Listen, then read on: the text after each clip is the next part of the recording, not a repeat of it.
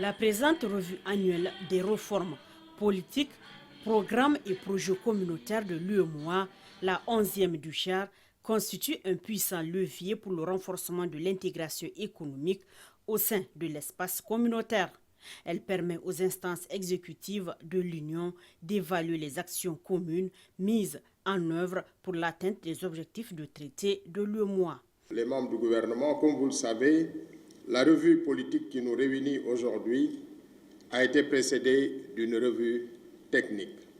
À ce titre, les équipes du Niger et de la commission de l'UEMOA ont travaillé dans une ambiance empreinte de fraternité, de professionnalisme et d'objectivité.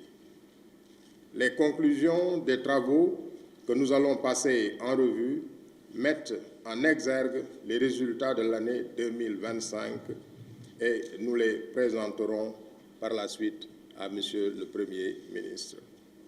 Ainsi, il ressort qu'en 2025, le Niger a consolidé sa performance avec un taux de mise en œuvre des réformes de 76,10%.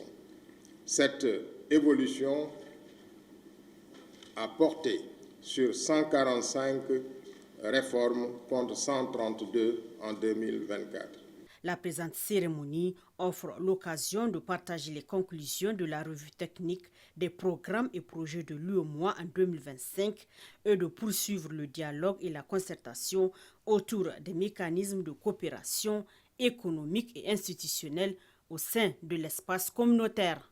Le Niger demeure attaché au principe de coopération régionale, de solidarité entre le peuple et de recherche d'intérêts communs dans le respect de la souveraineté de chaque État et des choix librement consentis par les nations membres.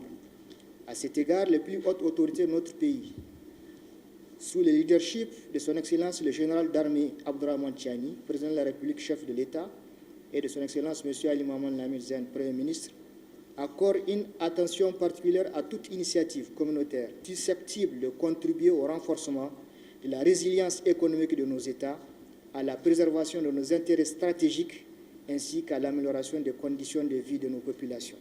Conformément aux dispositions de l'acte additionnel 05-2013 de la conférence des chefs d'État et de gouvernement de l'UEMOA du 24 octobre 2013, ainsi qu'à la décision du Conseil des ministres du 19 décembre 2013, les États membres de l'Union sont soumis depuis 2014 à une revue annuelle des réformes, des politiques, des programmes et des projets communautaires conduits par la Commission de l'UEMOA.